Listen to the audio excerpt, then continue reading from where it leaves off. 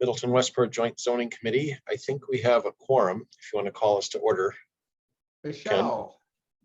Thank you. So it is April 27, 2022. It's Middleton Westport Joint Zoning Committee meeting. And I am calling us to order. And Mark, could you do a roll call for us, please?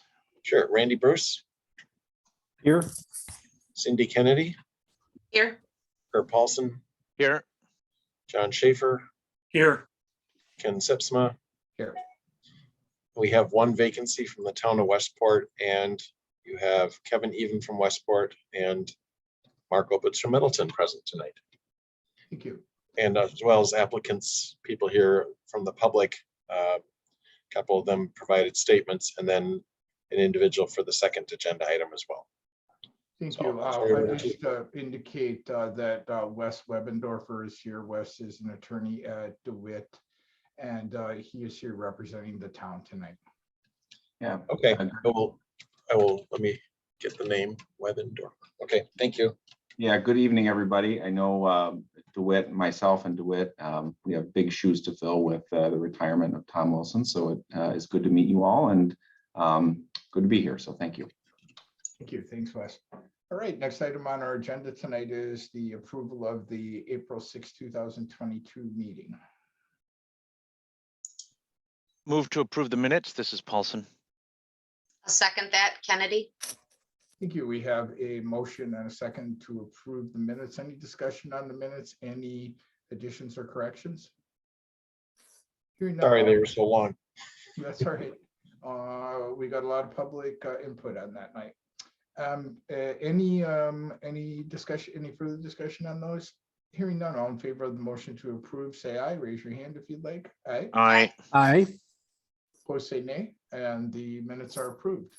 First item of for business tonight, or on our agenda, is number 1, to consideration of a request to rezone from PDDS to R1 and County A1 district, and approval of certified survey map non-tenfold capital former Wanganke property near Briggs Road on County Highway Q. Well, Mark, how would you like to proceed tonight, or can you give us some direction? Yeah, we would recommend, Kevin and I would recommend that you give the applicant an opportunity to go through the changes, any changes they've made since the last meeting. We can fill in as well. In your packet is a revised memo. By the way, those of you who aren't aware, I uploaded you may want to refresh your browser just to make sure you have the most current packet. I refreshed the packet at about 5:45 today. So it includes the items that we sent to you throughout the day today. All right. So as you're doing that, we'll turn it over to the applicant. All right, then we have tenfold capital, and whoever is going to start out for us on that, please go right ahead now. Mr. Sipsma, that would be me. This is Vern Jesse. I'm an Mr. attorney. Jesse. I'm an attorney and I represent Tenfold Capital. Just a quick question for Mark. So would the packet be 66 pages with the updated information? No, it's longer than that. It is 76 pages. Okay. All right. Well, I don't think I'm going to look at them while I speak. So let me just make some introductory comments, if I may, on behalf of the applicant. So as has been noted, the details of the CSM and the rezone are as set forth in the letter from Veerbecker and the other materials that they've submitted. Rachel Holloway from Veerbecker is going to speak after me to address a few of those in detail. There is a recommendation to approve this as presented with certain conditions. And even though we could probably quibble with some of them, we're okay with all of them except one, and it's the subject of probably some extensive discussion tonight. And that is the side yard setbacks on the westerly lot of the proposed 2-lot CSM. So in our view, we really would like to see, rather than the recommended 30-15 split of that 45 feet, we would like to see 22.5 each on either side of that new home to be built on the westerly lot of the CSM. The result of splitting it 22.5 feet each way is basically a 53 or 52 foot equidistant space on either side of that house. That is between that house on the westerly lot of the CSM and the new one on the easterly lot, as well as a similar distance between the new lot on the, the new home on the westerly lot and the existing home to the west, the Pichette home. In addition, it should be noted that when you make it 3015, you push that house further to the east, and there is no buffer between the two existing homes, no vegetative buffer. On the other hand, when you have a very significant vegetative and tree buffer between the house to the west and the westerly lot of the CSM. So really, as a matter of fairness and consistency, our view is that's how those setbacks on that westerly lot should be divided. Attorney Jesse, I'm sorry to interrupt. Yeah. Mark, can you show on the screen, now that you got the image up, exactly where he's okay. So he's talking about the setback, or do you want to say you're talking about what? The setback between the house and the parcel line. Yes. So there's a very informative slide that Bierbecker has that shows the 52 and 53. Rachel, is that in your packet tonight? That's in this packet? No, it did not get out for meeting packets, but I do have it available if there's an opportunity to screen share, or if that would be helpful. Yeah, it's always easier when you show the map when you're talking, so we can see where you're. Yeah, thank you. Yes. Sorry about that. That's okay. Rachel, is it possible for you to put that up now so you can see that? Yes, I will try to do that right now. So what I did today was just make another exhibit that matches the concept plan that's in packets. Here, let me minimize the attendees. So we've got the certified survey map in the packets. This is showing in an aerial view. We've got the existing lot here that Tenfold owns. To the right, to the east is the golf course property. Kind of zooming out here, but what we're showing here is exactly the lines that we're showing on the proposed CSM to reflect the building setbacks. So here we're proposing on, my mouse is over what would be lot 1 of the proposed CSM. We're proposing a 22.5-foot side setback on both sides of that lot to basically place the home in the middle of that lot. That would allow, we believe, a fair and basically equal distance between the homes, both proposed non-home on lot 2 of our CSM to the right, about 52.5 feet between those, and about 53.5 feet on the west side between what would be the Lucky home on lot 1 and the existing home to the west. Versus squeezing these two homes together. So Rachel, is on lot 2 for the non-home, is that a 30-foot setback on the west side?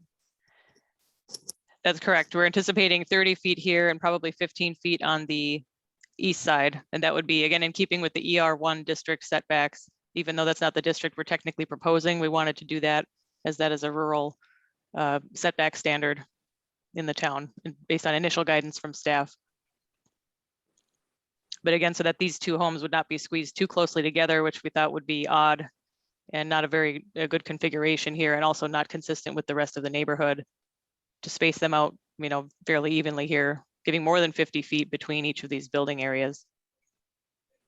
And also keeping in mind the significant vegetative buffer between the Lukey home and the Pichette home. So that was, thank you for sharing that, Rachel. So that was, and that's really a great visual that shows where we're going. So that shows the 22.5 on either side of the Lukey home on the westerly parcel of the new CSM. So, and Rachel will probably speak to some additional things when I'm done. I just wanted to share a couple of comments, if I might.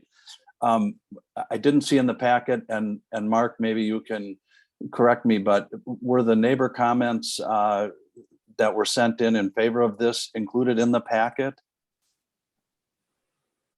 Yeah, we have. Let me just let you know what's added to the packet now. We added a statement from Nalwa, a statement from Isnor, a statement from Manning. Manning, I think, is with BBCC. Correct. if I'm not mistaken, yeah. Is there another statement that I'm missing? Mr. Well, Judge? so I was talking to my client earlier today, and they were aware of at least 3 others that you didn't name that sent in statements of support. One would be Gary Woodward, one would be Josh and Jenna Kosnick, and the other would be Ben Sharp. All submitted something in favor of this as presented, and You are we were correct. hoping that.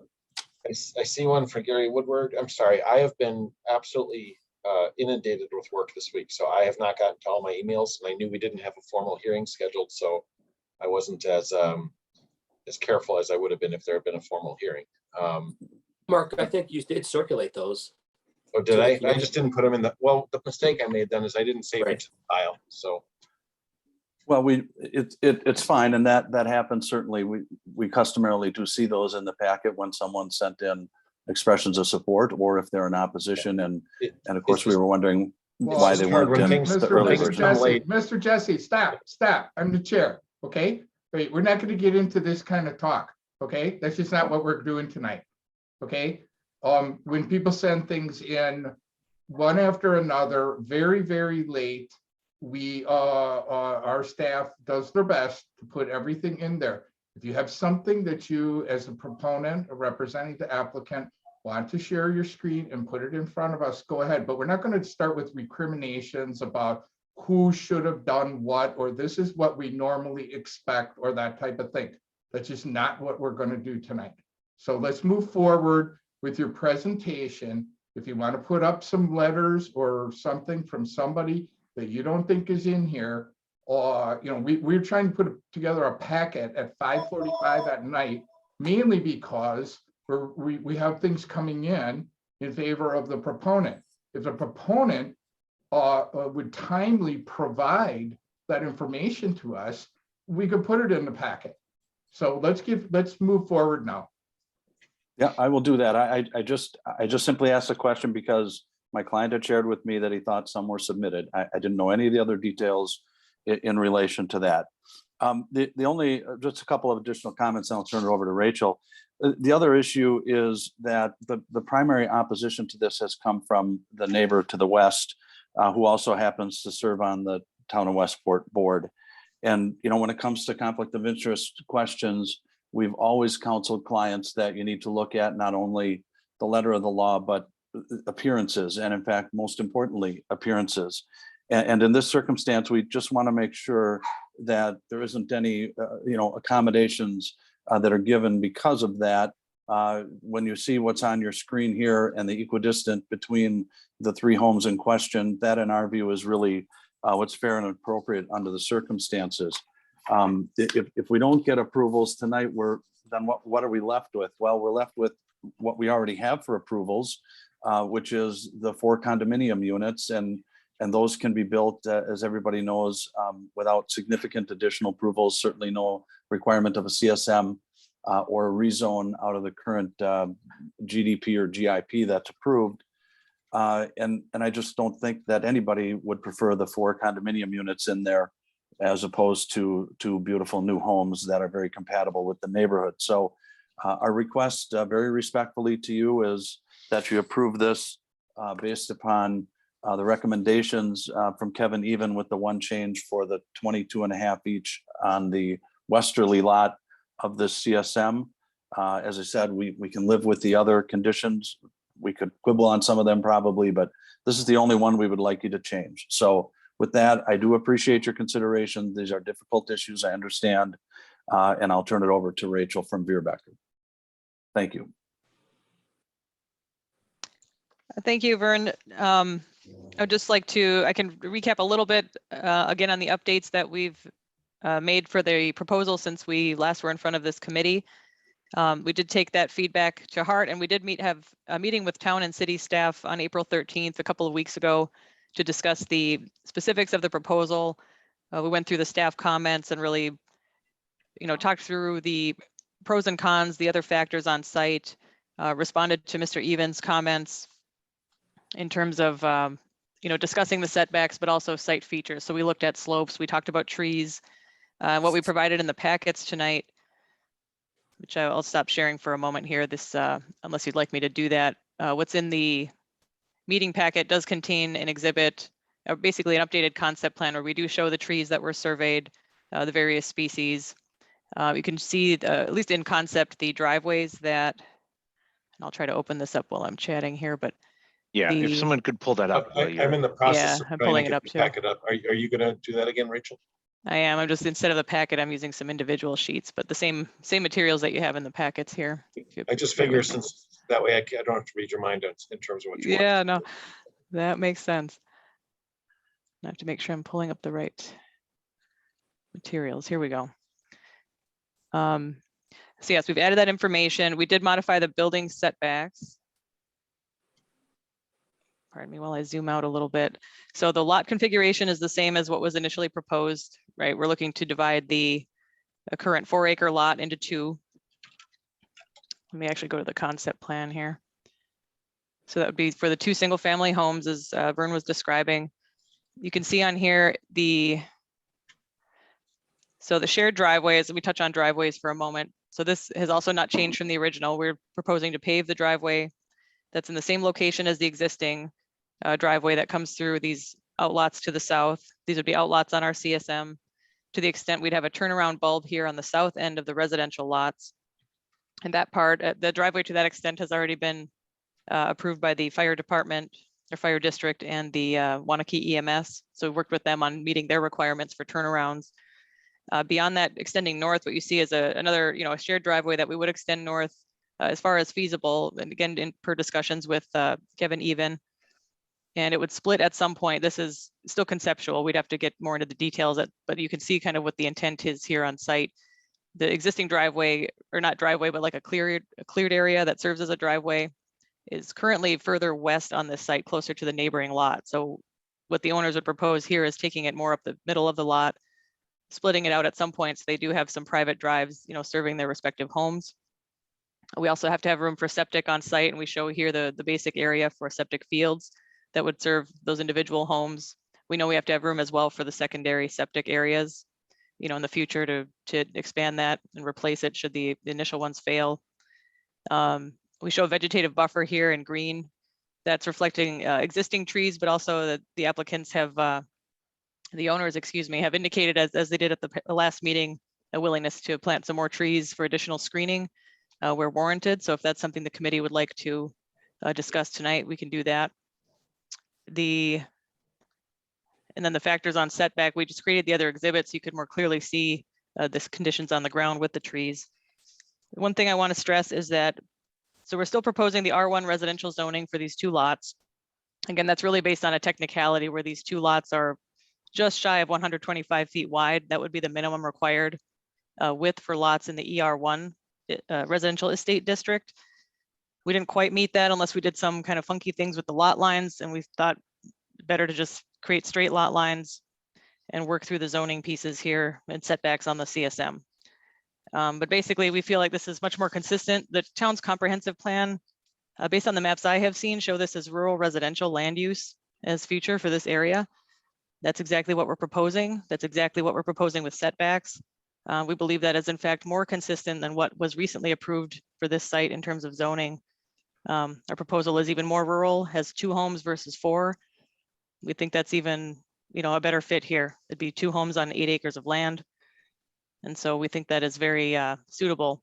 One of the other things we worked with town staff on the other week was the north end setback, looking at slopes on site. And in order to kind of stagger the way the homes might be laid out on site, so they're not all exactly in a row. We looked at proposing a 55-foot rear setback for lot 2 over on the east side. And that did get support from staff. So that's what we're proposing here, keeping the 80 feet for the western lot 1. And again, to keep off of that slope, protect that area, and 55 on lot 2. So that, to our knowledge, has staff support. So we discussed those things. It's really just the side yard setbacks, again, for consistency with the surrounding area. We wanted to make sure all the homes in the area have adequate elbow room and space for the buffers. And everybody wants privacy in this area. And that's part of the draw of this site and why people want to live here. And as far as character with the neighborhood, I also want to mention that, as a planner, the adjacent lots are absolutely important. Briggs Road neighborhood is important, but the surrounding area is urban and very small lots. And so as I see it, the neighborhood is not just limited to the Briggs Road, rural properties here, but it's also surrounded by a golf course. There's the maintenance barn just to the, east of this site. So these homes, there's been discussion before about could they be placed further south? Well, they don't want to build a new fancy home in the town of Westport right next to the golf course barn, even though that is a nice amenity. It's great to have nearby. We want the homes, nestled in this area, just like the neighbors have done. And so we, again, think this is a great fit with the neighborhood and would add to the area and add value to the property, frankly, in an area that is surrounded by, much more intensive development. Just wanting to make sure I'm touching on all of the key pieces here, the things that we modified. We didn't change much, we just added more information to the concept plan so that you could see that. I think those are all the points I wanted to mention here, unless I'm missing anything, Adam. Oh, I think you hit it on the head. One thing that we didn't bring up, and Rachel, I don't know if you can bring up that other view again with the distances in between the houses. Yes. So one of the reasons why the 22.5 feet, you can kind of see there is, you can see how there are some trees within that. If we go all the way over with the 30 foot, there's no vegetation between Corey's house, the Lucky house, and the Nunn house whatsoever. Currently between the Lucky house and the Bichette house, there is a whole buffer there of trees already. In your packet, we actually took photos from the 22.5 foot threshold from the lot that you guys can see as well, that shows just the vegetation. And this is without it being green whatsoever. And so, we kind of wanted to let you guys see those pictures as well. So, I know it's always good to have photographs to kind of show what that looks like, because I think that's very important.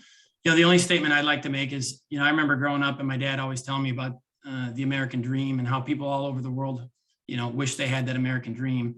And he said, look, the American dream is about freedom of equal and fair opportunity. That's what the American dream is. I feel like, what I ask of you as a planning commission is give us a fair and equal opportunity on this. We believe we outlaid a equal and fair plan here. We've taken a lot of feedback in.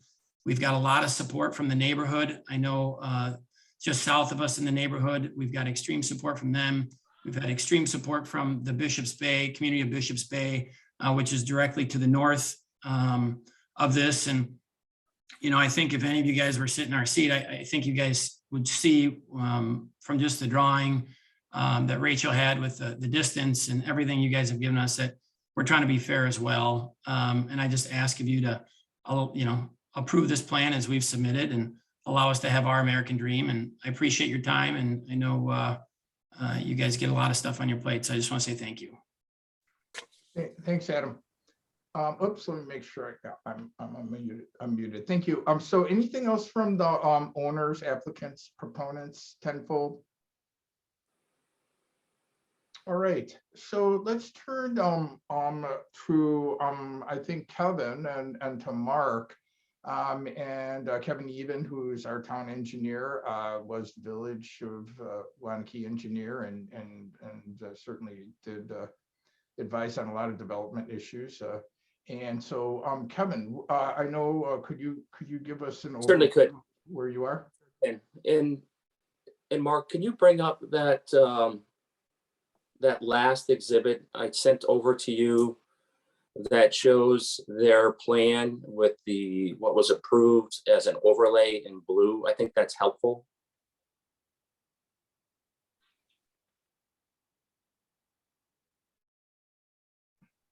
And Ken, I'll just what I'm going to do is just walk through my comments. Yep. Once Mark is able to bring up that. Yep. It's not in the packet, Mark, so it's the one I emailed over to you, today at, I don't know. I've actually have it here. Before 5. If you want me to share my screen, I could.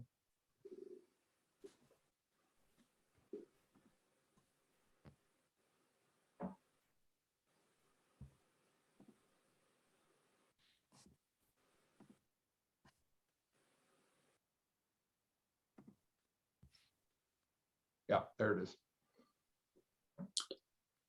Thanks. Let me start off by saying that there's an approved plan in place, and certainly it's more dense. There's 4 units versus 2 units. But I think if you look at what is being proposed, and it's less restrictive in setbacks on the west side and on the north side than what's being proposed. So currently they're proposing 22.5 feet on the west side. And that plan that was approved is closer to a 40-foot setback on that west side. And then they staggered those condos. And in fact, the one that you can't see is off the screen is on the lower end. So not that, I think this is, a plan that's approved and they have the ability to move forward with that. So I think that, to point it out that it's in terms of less dense, that's true. But I think you also got to take that with a grain of salt and say that the setbacks have been reduced in terms of on the west side and then on the north side. So the residential development is certainly consistent with the town comp plan, and it's surrounded by Briggs Road with large estate lots and urban lots in the city of Middleton. I think the joint zoning committee could consider more restrictive location orientation, including setback requirements, orientations of building. I softened my approach on that in terms of only putting more restrictions on the setbacks and on the north side and on the west side. And certainly I understand their argument for staggering those setbacks. So that's 80 feet on the westerly lot and then only 55 feet, because that's really more consistent with what the topography is on that particular area. I think Rachel touched on the zoning in terms of, the more appropriate zoning is the ER1, which would be more consistent with the comprehensive plan, in my opinion. But they can't meet the lot requirements as it's currently proposed. And I didn't look to see if there's another configuration that would work in order to meet those zoning, those lot configurations. But I think Rachel touched on it. It sounds like they could, but it would take some really unusual type lot configurations in order to make it meet. There was a number of technical conditions that were in my memo, including slope protection, tree protection, and protecting native structures and stormwater. Those would still stand. Doesn't sound like there's any objection to those. There's been a lot of correspondence with regard to the driveway, the access off of Highway Q. And I'll be honest, that's above my pay grade. I think that's, that issue has been raised by the owners of the golf course land, not necessarily the ones that operate the golf course, but the owners of it, and maybe maintaining that access off of Q to that land. And I think I'll defer to others, and probably Wes from, who's helping the legal part of this for the town of Westport. So I think really my recommendations, the only thing that really has changed from the memo, and I had suggested that they maintain the 30 feet on the west side, including any structures, which would include any hard surface pavements, and then 80 feet on the northerly lot and 55 feet on that easterly lot. So the only additional condition that I would probably, and Wes, you can probably work on the wording of this, but it's really approval of that final or any additional conditions that would be necessary in order to satisfy, any concerns that are raised by, these property owners that have been submitted. I think that may take some time in order to sort it out. So it might take a deferral in terms of that particular condition. And if we can't come to terms with it, then we may have to come back here. But I suspect that we'll be able to come to terms from getting, our legal team, the town attorneys, comfortable with the amount of conditions that are going to be necessary with that. So with that, I would ask Wes if he's got anything more to add on to what I've just shared.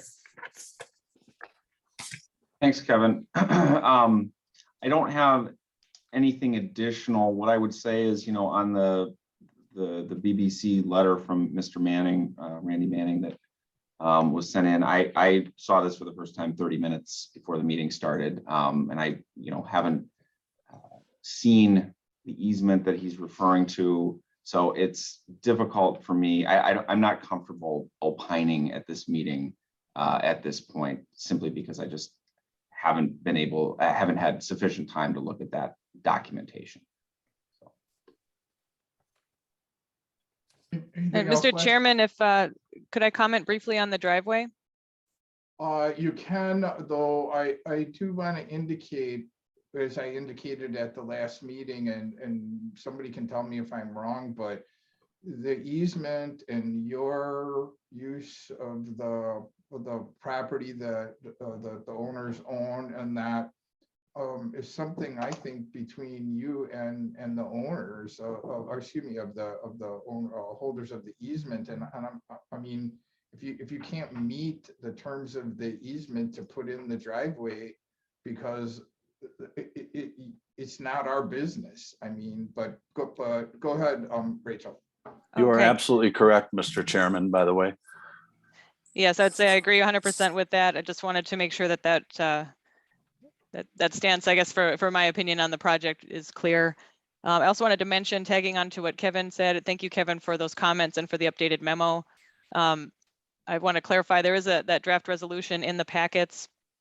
And we are basically agreeing with all of the conditions. So we are requesting conditional approval tonight, recommendation to approve from this committee. The only piece of that resolution that we wanted to get adjusted was the north setback to match what was in Mr. Evans' memo, the north setback on lot 2. And again, requesting 22.5-foot side setback versus the 30 indicated in that resolution. But otherwise, we feel that everything else can be resolved adequately in working with town staff, as Mr. Even indicated in his memo. So we feel confident that all of these things would be easy. You know, we've done the archaeological check already. We have that documentation. Nothing was flagged. Any concerns with trees, stormwater? If he needs to look at slopes a little more, we can do that. Driveways, absolutely. We'll continue working with EMS, but we just wanted to get, you know, an initial conditional approval so that we could do that more detailed work with staff. I'll leave it there, but thank you. Thank you. Kevin, can you tell us about your recommendation for the 30-foot setback on the western boundary, and why you're making that versus the 22.5? A couple of reasons. If you look at and I don't have that exhibit, but if you look at Rachel's exhibit, and when you show where the existing home is on the west, that house is offset about 30 feet from from that same property line. And if you look at what was initially approved, it was at 40 feet. So I thought that was a good compromise in terms of you had 40 feet approved. That property owner had an expectation of the zoning that was in place and the approvals in that place, that there would be a 40-foot setback from any structures that would be built there. So I think in terms of a compromise, matching what's there on the existing home and what's being proposed was a fair compromise. Thank you. And in your opinion, that would provide additional screening separation for the property owner on the western western adjacent parcel? I think that part of that is self-inflicted. I mean, their lot configuration that they came up with, you know, has the houses, you know, right up front, right up next to the golf course. So I think there are other orientations, other configurations of the lots that could stagger it so they wouldn't have the homes have to be so close together. So I don't think that's a fair argument in terms of hey, we need to keep some separation between these homes because we want to put both of the homes way up on the north side of the lots. There's other ways of configuring these homes that you could reduce the difference in between, but you know, they probably have some good reasons. And I said they certainly could make those arguments to the commission that there's reasons why you might not want to do it that way, that you want to reduce it to 22.5 feet. And I wouldn't, you know, I don't think I would object to that, other than, you know, I think there's an expectation that, you know, what was there was 40 feet, reducing it to 30 and leaving it the ER1 setback requirements, having 30 feet on one side and 15 on the other side was a reasonable accommodation for what they're proposing. Sure, and my question was really on the extra 7.5 feet on the western boundary of the lot now would provide some additional separation and screening between, well, what is the Pichette home and the new home. Correct. Yes. Yeah. Okay, all right. What map would you like to have on the screen? I don't need a map at the moment. I just had a question. That was my main question for Kevin, but I do want to follow up, and then anyone else who's any of our other members who wants to talk to staff about things, please do so. But I want to be clear about, so in your recommendation, Kevin, we're not requiring a building envelope to be on the CSM, is that right? Or yeah, building envelopes, I guess they are. I think you have that, I think you'd have that ability, based on, accommodating this R1 zoning, but Mhm. I'm not recommending that. Okay, and maybe Mark could speak to this, or if Kevin knows, or Wes for that matter. Is there some condition that we would put on either that building envelope needs to be approved, consistent, something by staff, or that if staff said no, that's not where those buildings should go, that it could be brought back to us? I don't think that's necessary. I think what you're doing is setting the building envelope traditionally by setting the side yard setbacks. And in this case, the only additional thing that you're adding here is really dictating which side that 30-foot setback, or which side or which side would require a 30-foot setback and 15 on the other side. As long as they live within the setback requirements that are being proposed, I don't think the building envelopes are necessary. Okay. Mark, did you have? Unless Mark thinks otherwise, but. I don't have anything really to add. I guess I would be interested in Wes's reaction as well. I think, I don't have a strong reaction. I think what Kevin said makes sense. Okay, great. Before we go on, I got one more request. I'm sorry, but Mark, are you able to put us up whatever map you can put up, like a Google map or something like that, that would show us just give us an overview of that of the whole property? So one that we can, but I'm sorry, what I really mean is one that we can zoom in and move on. Is there something, I want you to get rid of the packet and show us a Google map. Okay. That would be my choice. You can use whatever overhead map is going to show us.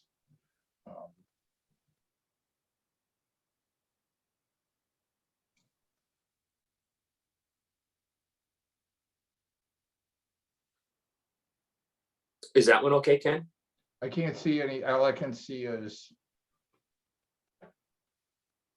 Okay, so I want something that you can really zoom in on well. Okay, let's hold it there for a moment. Till I'm assuming it's going to focus. Well, it's crystal clear, Ken. I could be wrong, Oh, you're making us dizzy here, Mark. Sorry, I don't know why it's not. I don't understand why it's not. Yeah, give it. Okay, can we go in a little? Can we go in closer, please? And I want to look at where the Pichette house is. No, let's go to the other direction, please. When you say up, what do you mean by other direction? Down? West. I want you, yeah, there we go. Okay, and I want you to zoom it if you can. Okay, now move us again. Okay, so this is a little different than I saw in Google, but one of the comments that I heard, and it was from Sarah Pichette, was a concern over what you can see, what appears, and I think again the Google Maps just a little better, but is a deck, or that is, I believe, on the eastern side of the house, and I believe it appears that there's a deck on the back of the house as well. I think there's a shadow over that deck from this particular picture, and I raised this because I was well sympathetic to her concern over them using those decks and how the new buildings would impact upon their basic, I guess, privacy or whatever. I'm not saying that this is something that is going to drive a decision. I'm asking whether what we're proposing here in terms of what they're showing for the building envelopes, what Kevin has proposed on the 30-foot setback, what is there for vegetation now, is sufficient or to continue to provide them with some separation and privacy in those particular areas, or whether there is something else condition wise that may be better than that. Because and again, this is not a point to say I'm in favor or against because of the privacy of these decks, but rather simply a question about is what we're doing the best we can do in terms of conditions and so forth. Kevin, I don't know, anybody want to answer that? Mr. Chairman, So this is Ginger- Rachel again. I just wanted to mention that is one reason we included some site photos in the packet to help the committee see just how full of trees the site is and how much there is a natural buffer there already. We're on page 21 of the packet, and those even, and that's the trees now without any leaves on them, right? It's only going to get more bushy with time. We've noted we could add additional, landscaping if needed, but there is a substantial barrier there already. I can't speak to what's on the neighboring lot. It's their decision how to what degree they landscape it. But also we, staff has been saying from early on that they wanted us to comply with ER1 setbacks. They thought that was the most suitable for this area. We are agreeing to do that and even go further by further restricting where exactly those setbacks apply. So we feel like we've gone beyond the bar, above the bar that was set for us initially, even further restricting this property, and we've agreed to do that. So we hope that that is well received by the committee because this is even more restrictive than what ER1 zoning by itself would require. But not more restrictive than what's on there now. I guess in terms of setbacks, but levy intensity, we could parse that a couple different ways. Sure. Kevin, any comment on what my convoluted? Well, Ken, I think, questions were? are you asking, is there other ways of mitigating, a buffer? Is it, fencing or restrictions on elevations of the neighboring homes? I think you could explore that. I didn't really delve, that deep into those types of concerns. Sure. I thought the 30-foot would satisfy that buffer. Okay. All right. Thank you for accommodating me. And anyone else? We've got all of our other members here waiting while I'm talking and everyone else is talking. So please, if you have questions of anyone, I'm meaning the applicants or our staff, please ask. Ken? Yeah. So, this is Kurt. I'll go. I have a number of questions for staff. This might get really in the weeds of procedure and almost legal questions. So if I'm going too far afield, just fear to stop me and move on to someone else. But when was the property rezoned to PDD? What year? Oh boy, that would have been 20 years ago. Maybe Okay. not quite that long, but it was And 15 to 20 years ago. is it rezoned under the town ordinances or the city ordinances? It was a city zoning PDD.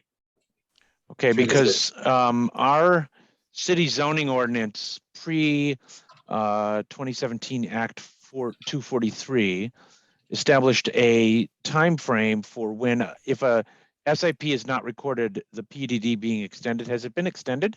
Yeah, the city had an annual tradition where Dr. Wagenke, the former owner, would come in and request an extension of the PDD. So the city, in fact, that's why we changed our well, and there was the other factor too, but we used to have a 1 year, he used to come in every year and then we changed it to a 5 year.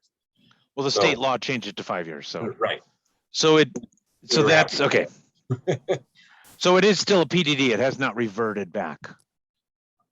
It certainly is a PDD, absolutely. Okay. I think the SIP I can't remember now what my interpretation was a few weeks ago, but I don't remember if I concluded that the SIP has lapsed, but the point is there was, the GIP is very much in place. Mark, And- Mark, this is Vern Jesse. Pardon the interruption. Mark, you told me that the GIP was last renewed in November of 18. So Right. that 5 years goes to Right. November of 2023. Yes, I knew the GIP was still active. Yep. Thank you. Yep. Yeah. Thank you. So, and I apologize if this has been asked before, I'm just forgetting. The big concern is the side yard setback. So what are specifically the side yard setbacks in the ER1? In your, It's a combination. Yeah, it's a total of 45, no less than 15 feet. You can't hear me? you cut out. You want to say again? It's a total of 45 feet, no less than 15 feet per side. Okay. And what are the side yard setbacks in the R1? Because they're proposing setting the rezoning to R1, right? Kurt, those would be I minimum don't- 7 feet, but we're not trying to go that tight. Okay. That was the question is, so you can't go ER1 because of the lot size or the width. So you're going Not necessarily though, R1. Kurt. Okay. Well, I don't know if that's accurate. oh, okay. The proposal, I'm trying to figure out, the reason I'm confused is the proposal before us is to rezone to R1, but basically adopt ER1-ish setbacks. And I'm not convinced we can do that. If we rezone it R1, or if whoever rezones it R1, the R1 setbacks would apply, although you could, as a condition, impose additional restrictions. So the current proposal of 22.5 feet on each side would conform with the idea of 45 feet. Is that correct? That's correct. That's our intent, Kurt. And So, I would Kevin, just you want to add answer? that- And I would just add that you can still use deed restrictions to, okay, yeah. Deed restrictions and or just restrictions on the CSM itself. Yeah. Right. So I'm trying to figure out that the problem appears to be that on that western property in particular, there's an urging by either the neighboring property owners or the town to make it a 30 feet instead of 22.5 feet. But that would then push it too far to the east. Am I reading that problem correctly? Yes, that's correct in our opinion. I don't know that it would push it too far to the east in terms of this, of the other setbacks. I think it was in terms of the two owners' preferences. Yeah, thank you for bringing that up. Right, so if we say that the setback from the Lucky home to the property line on the west side has to be 30 feet, that means that the distance between the Lucky home and the non-home would be less than 52.5 feet, assuming you don't move the non-home? Assuming with this current lot configuration, I think that's the point, is that it's a self-created, Hardship. I want to say, hardship problem because of the current proposed lot configuration. And I think there's other lot configurations. I haven't explored it. I think Rachel touched on it briefly, that there could be other lot configurations that could meet the ER1 and that could stagger the homes in a different way to keep some better separation. But I understand why they don't want to do that. I mean,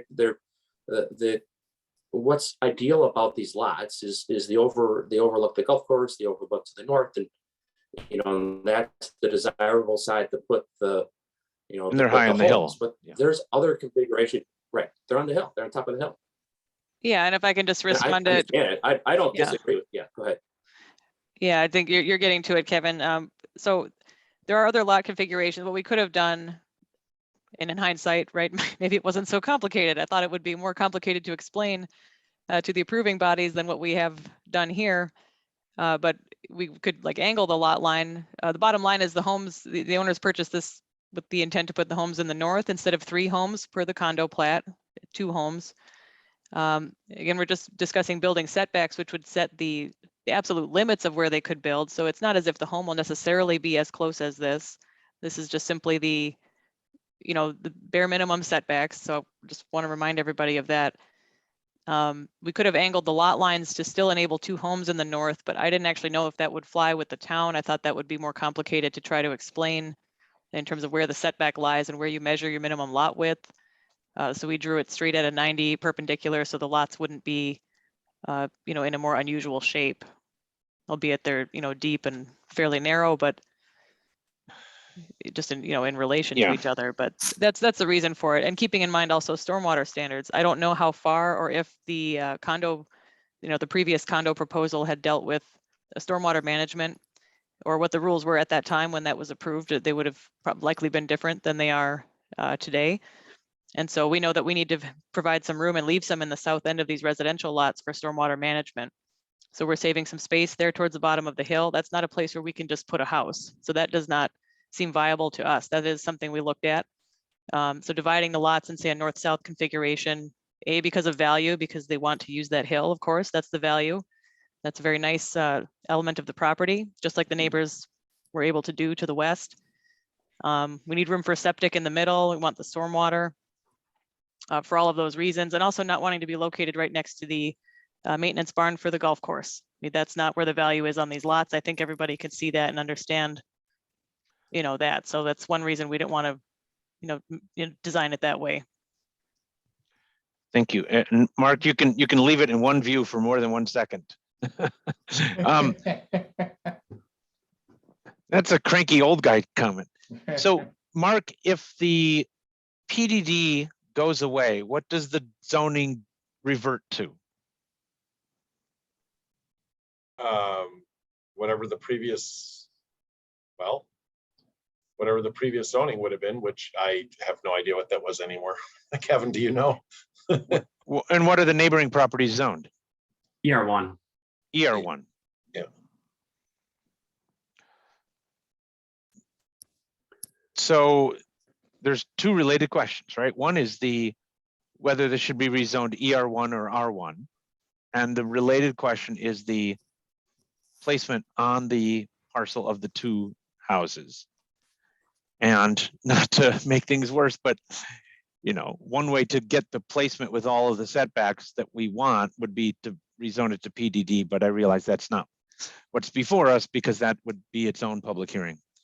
So, I mean, I'll stop talking, but it sounds like we're trying to do R1 zoning with ER1 setbacks.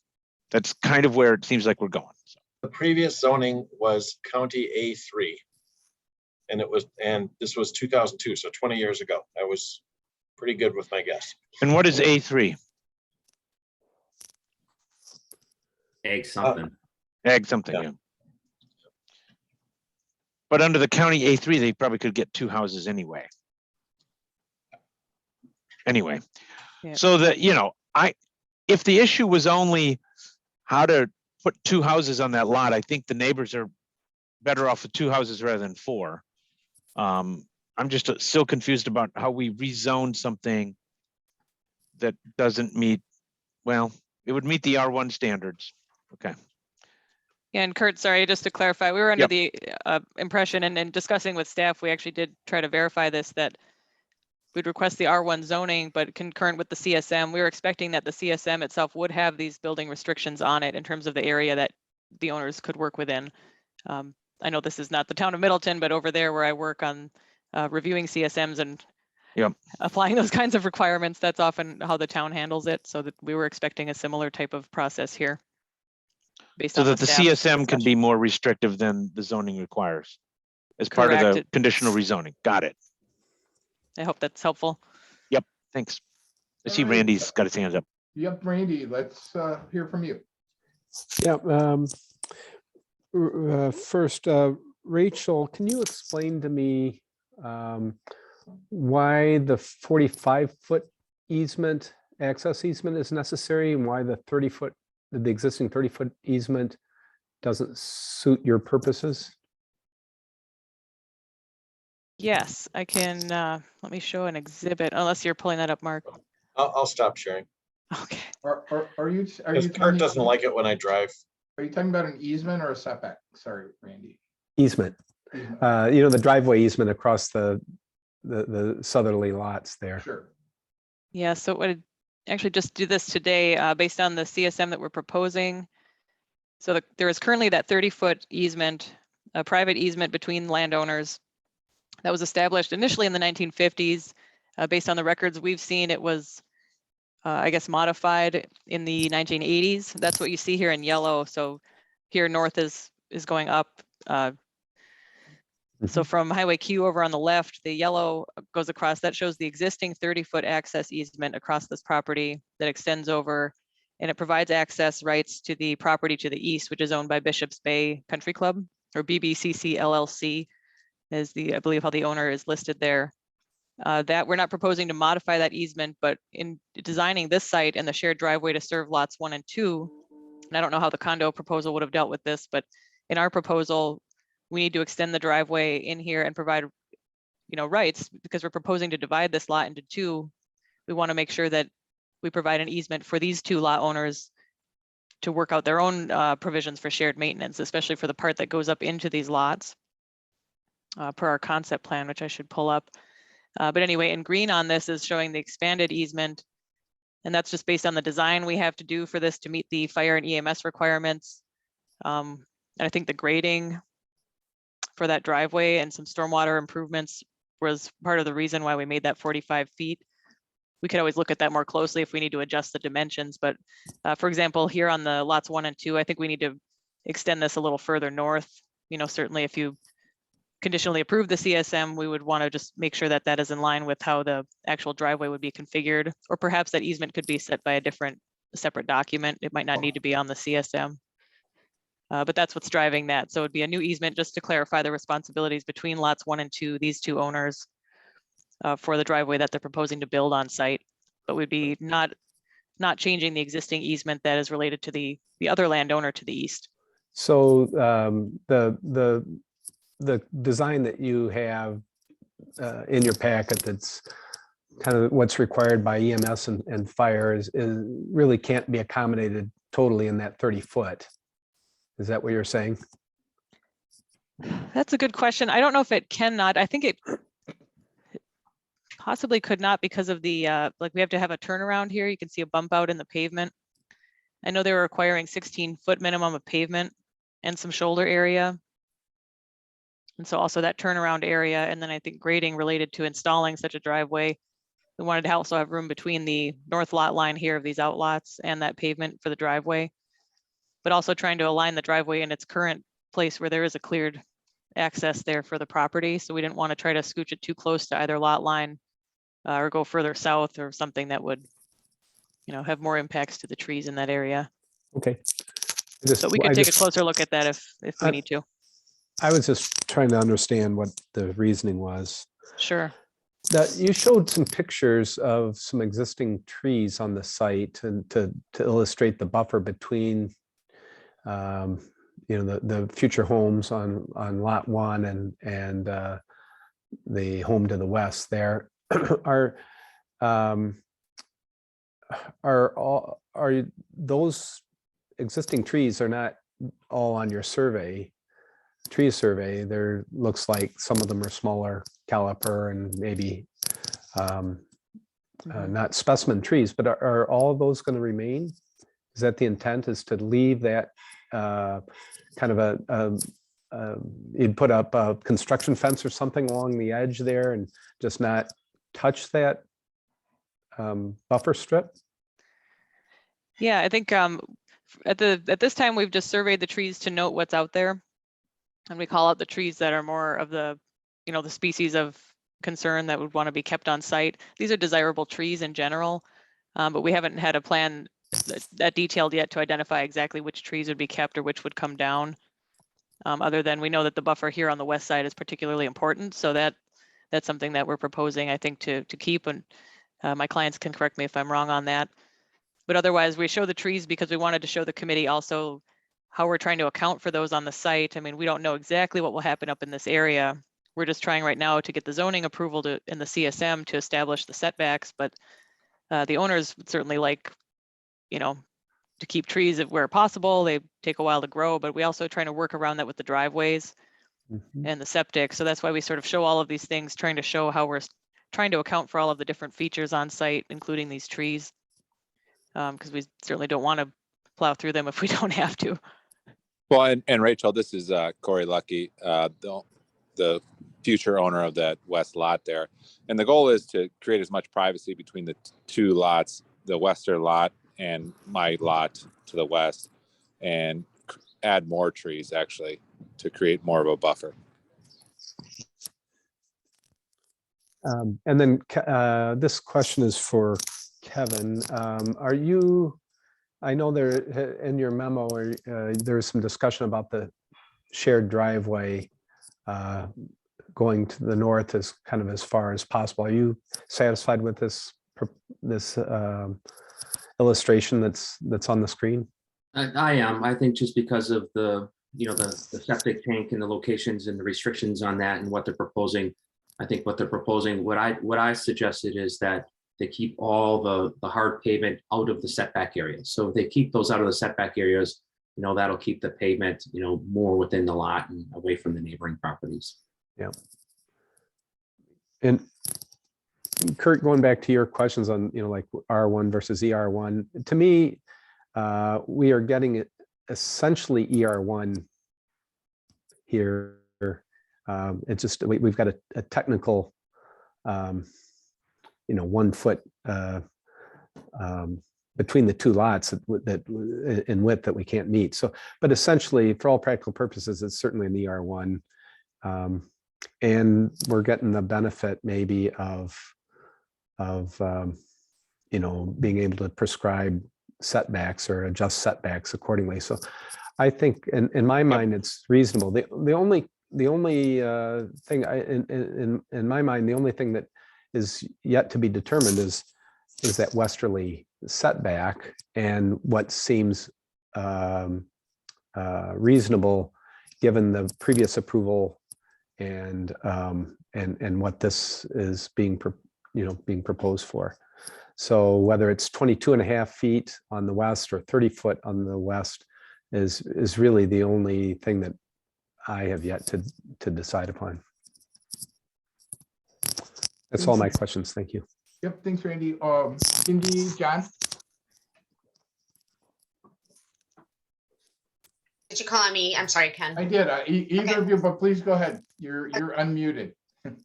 I've got some very specific questions, and I know we've got a lot to go through, so if you keep answers short, that'd be great. Rachel, the Bishop's Bay addressed the sewer drain field, concerned that it was going to contaminate groundwater. Could you quickly address that for us? Yes, I guess I'm not very familiar with the specific concerns on that, but that general concern, I would expect that to be addressed through the permitting process for the septic field. That I would expect it to be located properly based, similar to how it was done on the other lots, but based on current day ordinances. And similar to stormwater, we know we have to work through those design details as this progresses. If we're allowed to move forward, to meet any of the applicable requirements, I would not expect that to be a problem given the space we have to work with here. Okay, and then and you don't need to bring it up, but when you showed the Lucky house and the Pichette house with the distance between them, you showed it to the patio that they have on the side. Is that patio within the setbacks that were set for the Pichette property, or are non-permanent structures allowed in that setback area on the Pichette property? So there's really more distance to their home. That's a good question. I just took the most conservative measurement based on DCI map. It looked like to me like that was likely either an attached patio, perhaps a porch, but it looked to be about 30 feet here from, I'll call it a porch or patio off of this lot line. So it could be it could be further to the house. It could be, that's right. I just didn't know, and I have not been on the property or anything to know those kinds of details. Okay, and Adam, if you could just, I guess both of you gentlemen are here tonight. One of the other things that Bishop Spey addressed was not having a gate at the bottom of the driveway, which I understand you're not wanting people to drive up the driveway, but I know in the town of Westport, we have several properties with very long private drives, including all the way along Highway M, and they simply put a sign that says private drive, trying to ask people to stay out. So are you willing to give on that gate? I mean, it's something we definitely could talk about. I haven't been proposed that till just now, Cindy, so I haven't seen what letter BBCC sent. I think one of it was we just didn't want a bunch of people getting on that road. I know that was a big issue with the people on the south right there in Middleton because they didn't want a ton of traffic on that private road. And so I know when we met with the neighbors, they were extremely concerned about having some type of gate there. From an easement perspective, I think that easement goes back to the 50s, as we mentioned earlier. They had talked about making the clubhouse up at the north, kind of where the currently there's a kind of like an eating place and a water place up on the north side, and that's what that was originally for. But now with access to Signature Drive, I don't know what they plan on using that road for, because it's really meant just to be a private drive. Okay, and then also just here where Cindy too, I know sure. Off Briggs Road, there is a gate as well. So there actually is a gate on Briggs Road that the neighbors have to the west of us as well.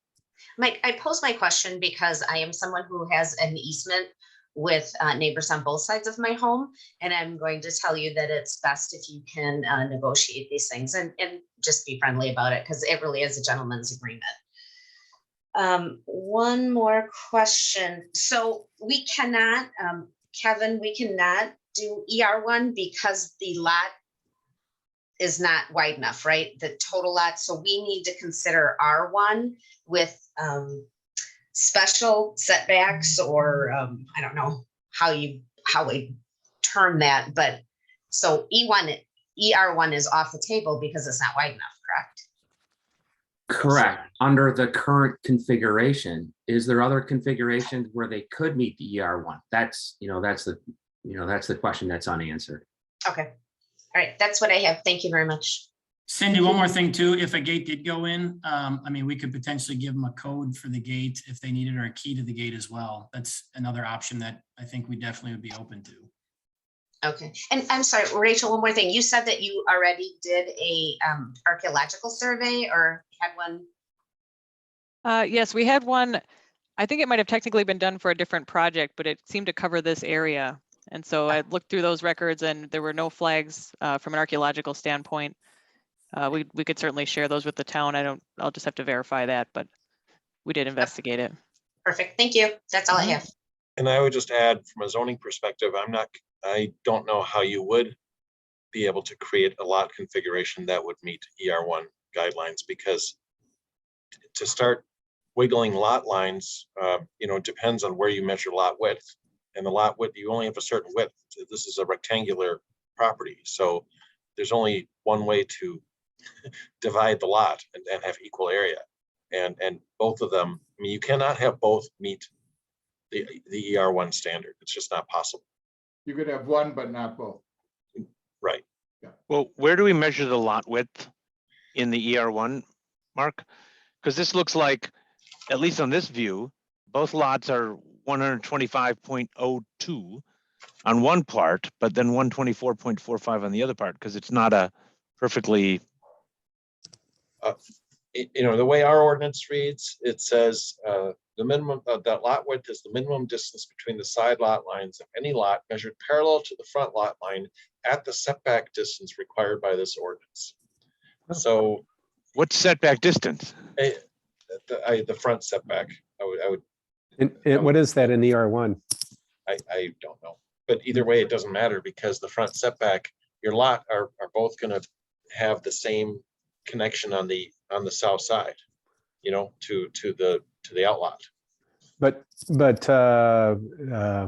you know, it's taking quite a bit of distance to go from 125.02 to reduce down to 124.45 at that front setback. Wouldn't that, it's potentially at 125, isn't it? Oh, I'm sorry. I didn't realize that that it wasn't exactly rectangular. You've been saying that, but I hadn't actually looked at the number. So We're you're gonna saying make you it meets it in calculate the front? Pythagorean formula here, Mark. Are you saying it meets it in the front then on the south side? I think Kurt suggested it might meet it at the setback. I don't know the answer to that. Rachel, do you have any idea?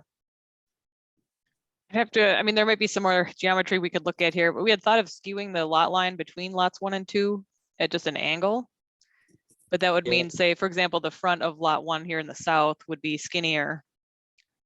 And then the north would be bigger than, yeah, it didn't seem optimal, but we try that as we were just about to make the initial submittal, and it seemed too odd, not quite working.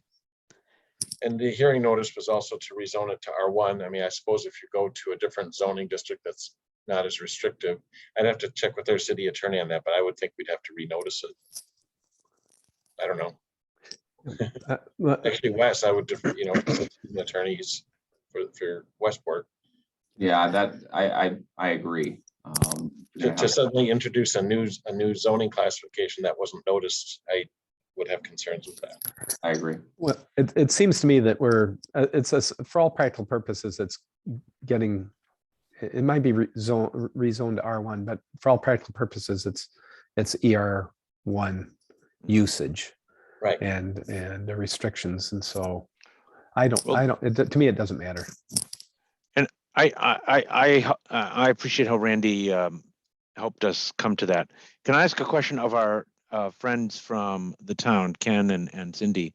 Has the town plan commission looked at this in its latest configuration to really give feedback whether the 30 feet is something they really want on that western side, or whether the 22.5 feet would be adequate? They have not. They were the plan commission, which now I'm the chair of, is really waiting to hear from this body. Okay. Yeah. The reason I ask is from the city's perspective, you know, we always work cooperatively with the town, this town at least. You know, if it doesn't impinge on any potential future city annexation or impact city neighborhoods, then we tend to defer more towards your wishes because it's shown in your comp plan for rural residential. And I mean, if it was in the city and this is what's proposed, I'd be fine with what they've proposed. But we don't want to override if the town still has some concerns on the setbacks. I think from our plan commission, our biggest concern was when they came to us with 3 houses, we said, that's not going to fly. And they came back with 2, which is what we asked them to do. And I was very impressed to see the negotiated 22.5 feet, quite frankly, tonight. I think that that's probably a good solution. It gives the Pichettes a little bit more room, and the Lucky's still a very nice lot on that side. And then Mr. Nan, a good sized lot on the other side too, so. John Thank you. Schaefer, we haven't heard from you. You're muted. You're muted.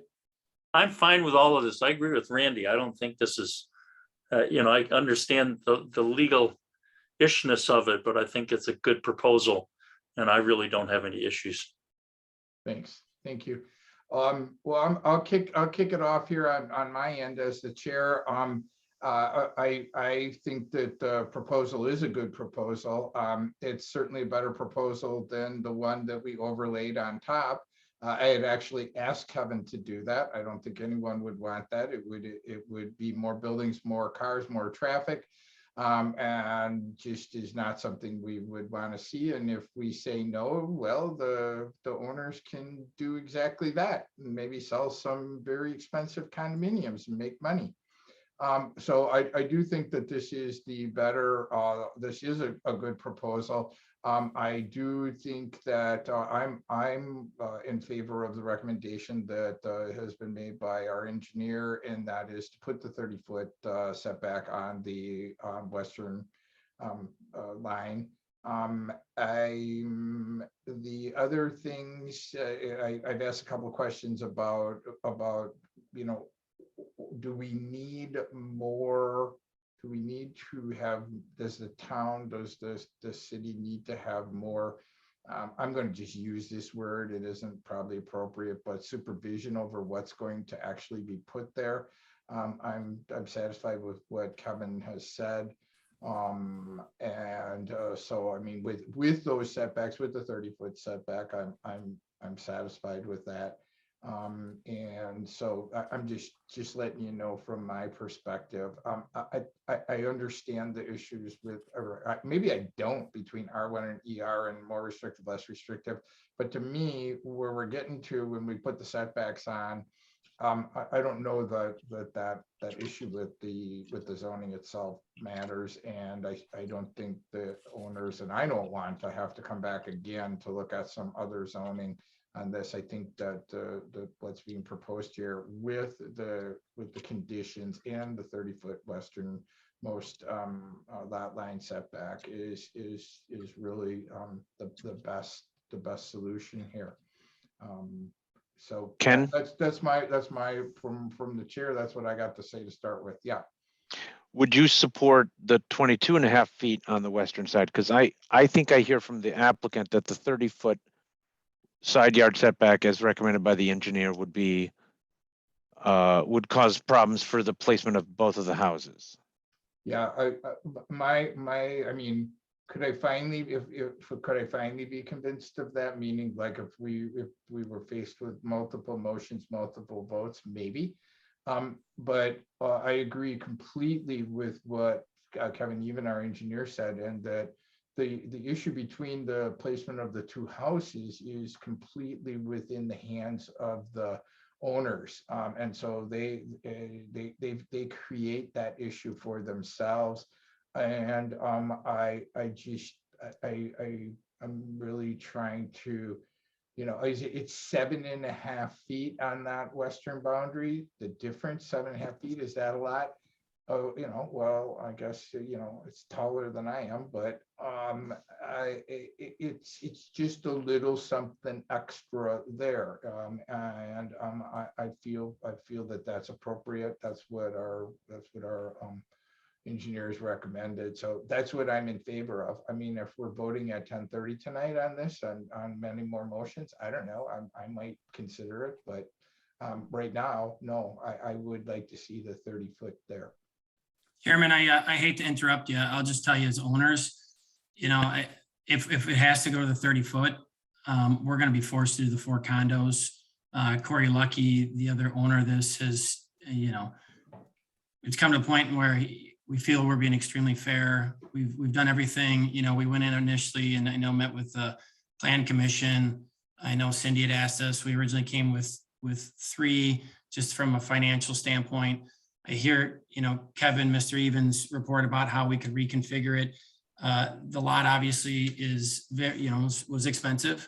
And the value of it is definitely by putting 2 houses on the north side where we have it proposed. So, you know, the 22.5 foot, I think is more than reasonable. If it includes us having to put some type of fence up on that wall to give additional coverage or something that they'd want, we'd be open to it. But I know Corey, and Corey can speak for himself as well, but the issue is we'll have no cover whatsoever. And as much as you want to reconfigure it, I think we'd be forced to do those condos, which we don't want to do, but we think the 22.5 feet is a fair compromise. And as Cindy mentioned earlier, trying to be fair and equal, I think we've come with that. So sure, I just note that if we approve this and it's ultimately approved, which would be by the town and the city council,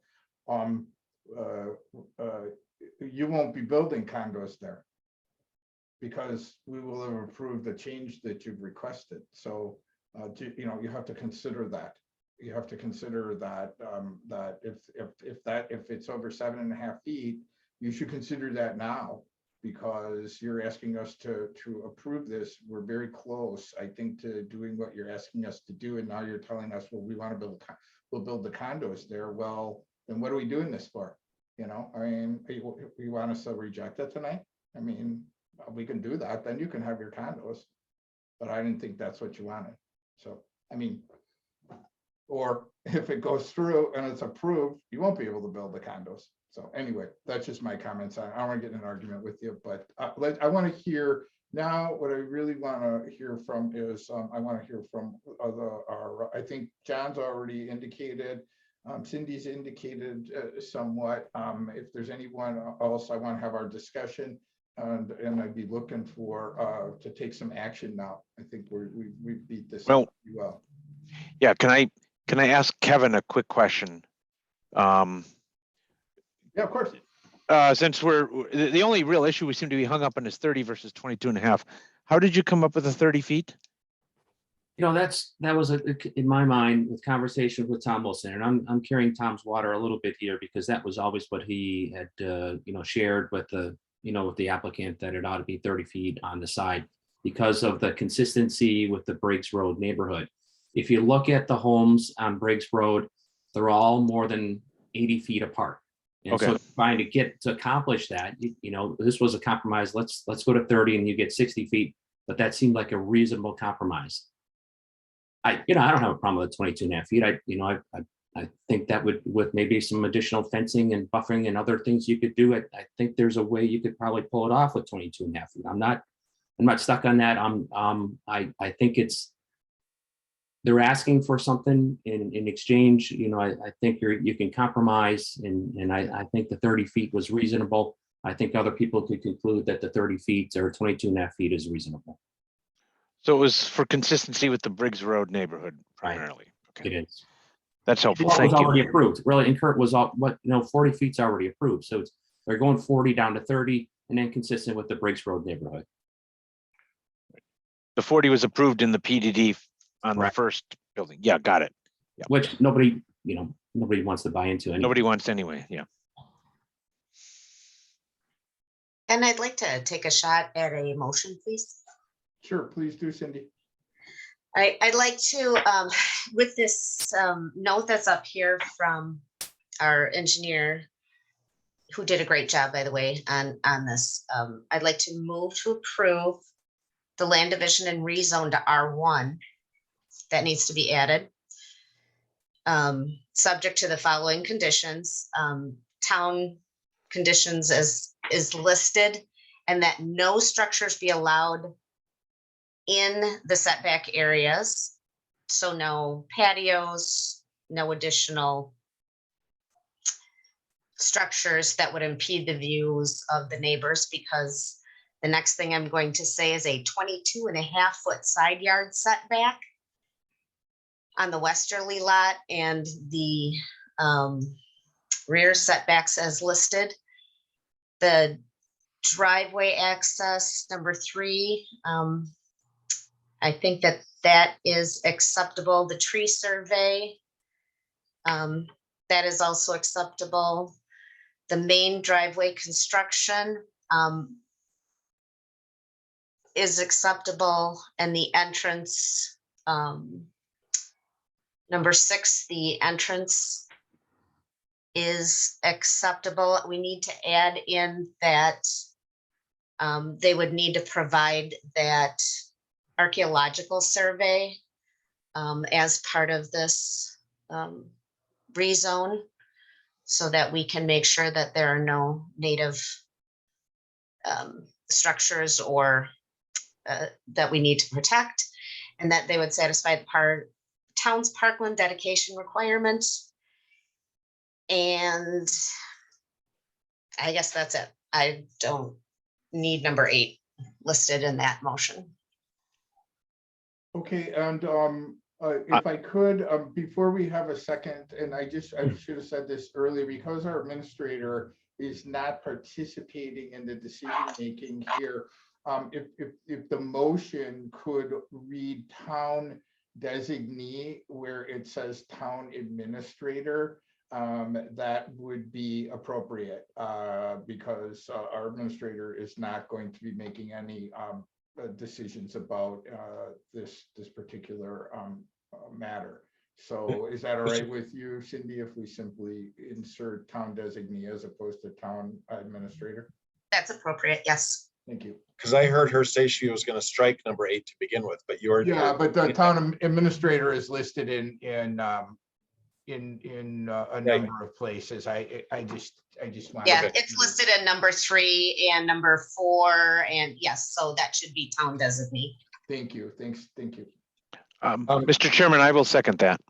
Very good. We have a motion and a second. And I have a question. Sorry to interrupt. I'm taking the notes here. So Cindy, you had said at the beginning you wanted to see what did you want added at the beginning? R1 in the recommendation for the rezone. And then where it says restrict residential lots utilizing ER setbacks, strike that. And then 22.5-foot side yard setbacks. So you actually want number 2 to basically simply read A, 22.5 side yard setback, and B, 80-foot north yard setback on the westerly. So you don't want that first part of 2. Correct. And if I guess I would also add a C, that it would be deed restricted as such listed above. Kevin. And Mark, she also said in number 1, that no structures be allowed in the setback areas. Yes. In addition to the no structures in the driveway. In the driveway, no structures in the setback areas. All right. You know what I should have done? I'm sorry. I should have done this. I should just be editing as we go. Please bear with me here as I. Okay. Let's get it worded correct. Yeah, let me just. While Mark's doing that, Kevin, what's the effect of removing the intro line, restrict residential lots to utilizing ER1 setbacks if we remove that? What happens?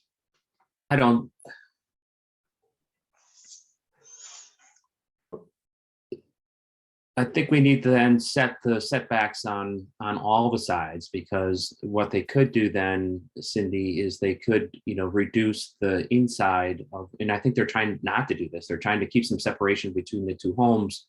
But if it's just, R1 with these side yard setbacks and north yard setbacks, they could actually go down to 7 feet between the 2 homes. So they could actually put the 2 homes 14 feet apart. Mr. Chair, can we take that as a friendly amendment after we get a second? We have a second. Oh, we do. I'm sorry. Okay. Yep. I would take that as a friendly amendment then. Okay, we need that amendment from someone on. What is the amendment though? What do we want to do? It's really the setbacks as listed as in Rachel's. I wish I had that up again. Is it our April 20th memo? Yeah, So you had the 22.5 feet on either side, and then what were your front and back setbacks? You had those listed? I did not have 80 and 55, 80 feet on the west and 55 on the east lot. But I think we'll need to add a, number C in terms of what's the side yard setbacks on the, internal between the 2 lots. Okay. Maybe consistent with what Rachel's, proposed. I think that would be, Isn't that 22.5 feet? Well, it is 22.5 feet on lot 1. On lot 1, but not necessarily on lot 2. And as shown on our concept plan in the packets, would that be an acceptable shorthand? Yes.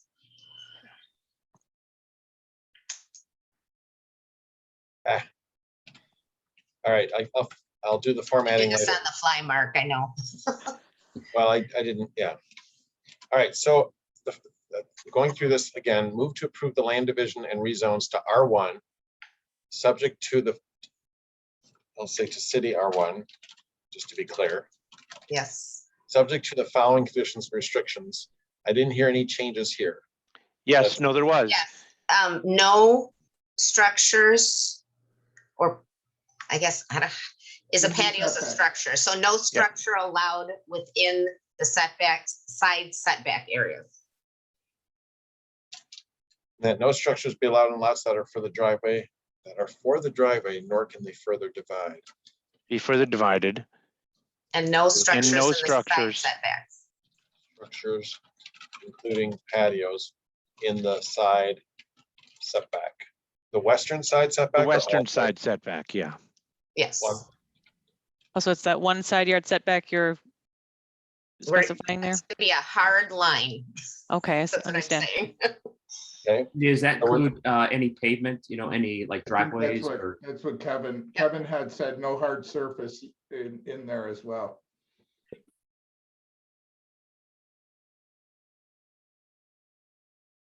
No structures in the western side setback and no hard structures, no hard Surfaces. surfaces. Yeah. The It- western side setback of lot 1, could it specify that? Yes. of Sorry, I lot hope one. I'm not out of place here. No, We're trying that's to get good.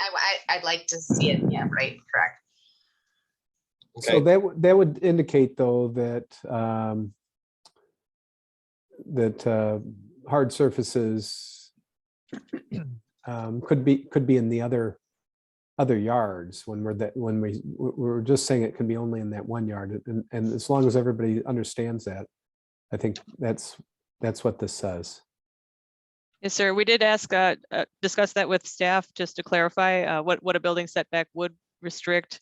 It's our understanding that the staff told us that if it's anything that is above the grade, so anything with a vertical rise would be considered a structure for the purposes of a building setback in Westport. Except for now, number 1 says even if it's at surface, it's a patio. Correct. Okay. And then Mark on number 2. So it sounds like we're not going to have the phrase ER1 setbacks, but Correct. that the setbacks would be as defined in, As defined below, which is A Well- and B and C. I think you could even go, as proposed by, by Rachel Holloway's, dated blah, blah, blah, whatever that was, Rachel. minimum Well, setbacks could as just- defined by applicant's memo of, You could say April 20th Well- memo and concept site plan, perhaps. I think between the two of those things, they list the setbacks and certainly don't want my name Just for our involved. purposes, what are the other setbacks then? They are, we just wanna want to read- list them. Go ahead, sorry. so 22.5 feet on both side yards of lot 1. We're proposing 30 feet on the west side of lot 2. And a minimum 15 feet on the east side of lot 2. Which falls within R1, correct? No, it's more restrictive, It's more restrictive. Okay. but it's consistent with what ER.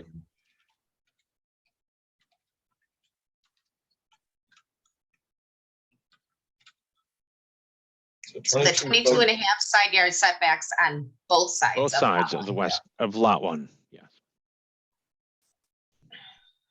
And I wrote up here minimum too. Yes, Instead of we're not prescribing that it has to be at that setback like a build to line. So we don't need to say as defined by this, we're just spelling it out, right? Which I Yes. would prefer anyway. yes. Okay, But what about front yard setbacks? I think it's 25 on ER1. I don't know, Rachel, do you? Oh, I believe it was the definition I recall from the code, and I just saw it was I believe like 63 feet. Was it 30 feet or 63 feet from the center line of the adjacent road or abutting road? And so in this case, we're just applying it from the south lot line of lots 1 and 2. But for practical purposes, I mean, we're proposing to build further back, so I think that we had no problem with that minimum. So what is the minimum? I think we're trying to get to a number. I think we have to be a little bit careful there because the driveways can't be in that setback either, the way number 1 reads. So I didn't think there was a conflict with driveways in the setbacks, even the way this reads. I thought the driveway was being positioned well away from the side lot line anyway. How far in is it, Rachel? Oh, I don't know how far exactly. It's looks like It seems close like to 40 feet. It's well outside of these setbacks. So so we're we have fine. no concern with how number 1 reads. Right. That should be. Okay. Right, but Randy's question related to the front yard setback, but I think the last clause of paragraph 1, the restrictive about no surfaces or structures or hard surfaces is only the western side of lot 1. So the driveways can come up from the front yard through the front yard setback. But above that, it does say no structures be allowed on the lots that are for the driveway. Yeah, we should change that to outlots 1 and 2. Thank you, Kurt. Where In paragraph 1, instead of lots that are for the driveway, outlots 1 and 2. Outlots. Yes.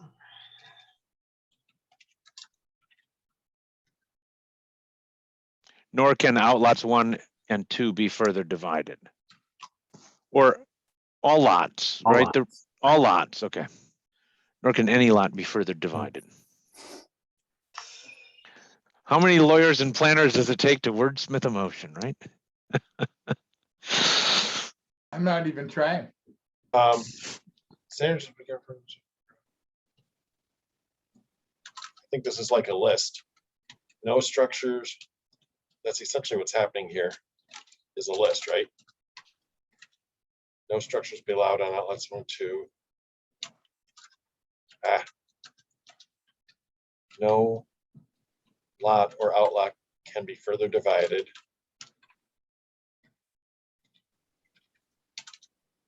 There you go.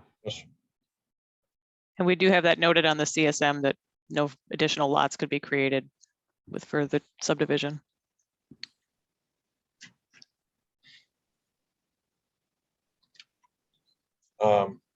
So standard town conditions and restrictions regarding further land division and building sites. On all lots. As well as the following restrictions. Yes. All right.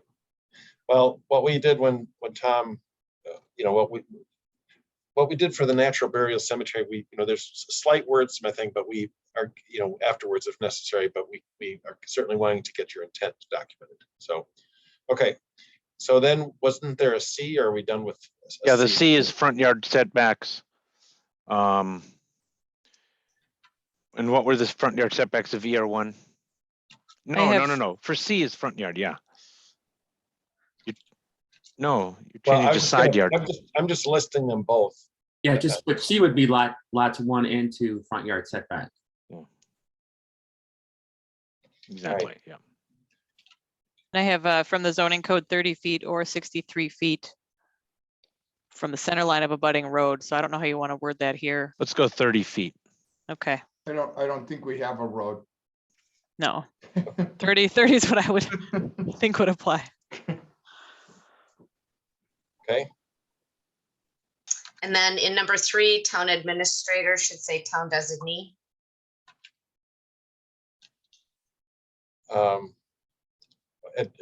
Okay. Or the administrator. Oh, it's not the administrator's designee. So, okay, just town designee. All right. Yep. I'll designate. Number 4, also town designee.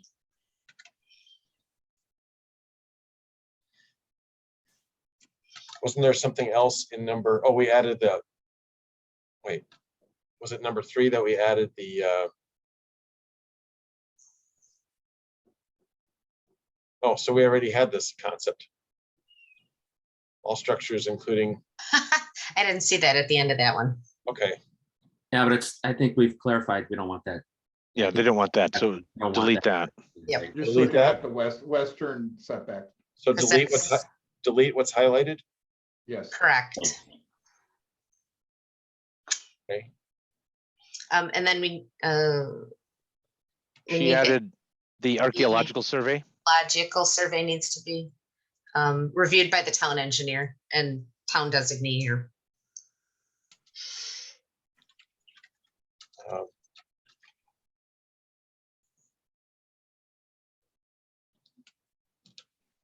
Yeah.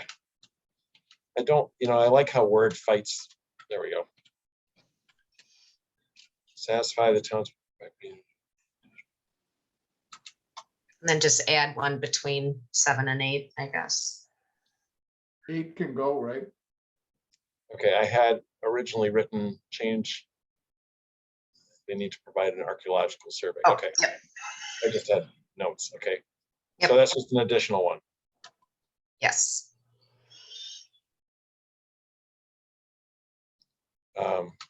Undertake or provide an archaeological survey. Okay, Provide.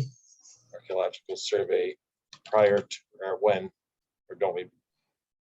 It would be nice to see that before we see it, before our committee and the city sees it. The next step, so Prior to zoning approval? yes. That might be, I mean, their timeline, I don't know how long it takes to get a survey, but, Well, she said they've already done it, Mark. oh, I didn't hear that. I'm sorry. I They've was. got one that's not necessarily specific to this area, but covers or specific to this Parcel. parcel, but is covered. So if we can at least review it, that would be. Do you want that reviewed by the town engineer and town as approved by the town engineer and town designee? Yes. That's acceptable, yes. Right here. Instead of there, yeah. Instead of zoning approval.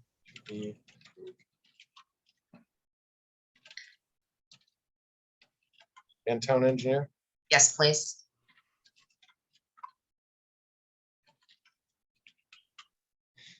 And then 9 is still town administrator. Yep. I don't know, that's like one of Tom's things, so.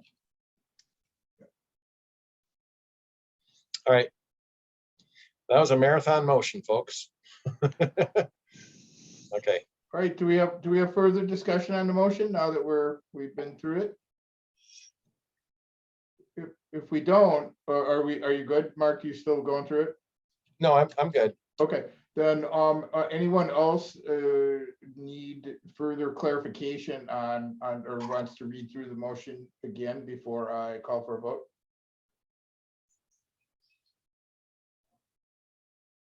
All right, okay, so then Mark, I need you to please do a roll call vote. Okay. All right, just a second. I'm not ready to do that yet either, but I'll do it this way. Yep. So I will do, let me get well, I'll just say Kennedy. Okay. Bruce, Yes. Paulson, Yes. Schaefer, Yes. and Sipsma. No. Okay. Passes 4-1. All right. Thanks all. That was like some hard work. Okay. Give Thank us you, that everybody. agenda, Mark, so we can move on. Thank you, everybody. Good night. Thanks all. Thanks Right. everyone for coming and presenting so well. I appreciate it from everyone, all of our staff, all of our applicants, they're professionals. Thank you. Thank you guys for all your help. Have a great evening. Sure. You want to just postpone the next one? I'm just kidding, Jake.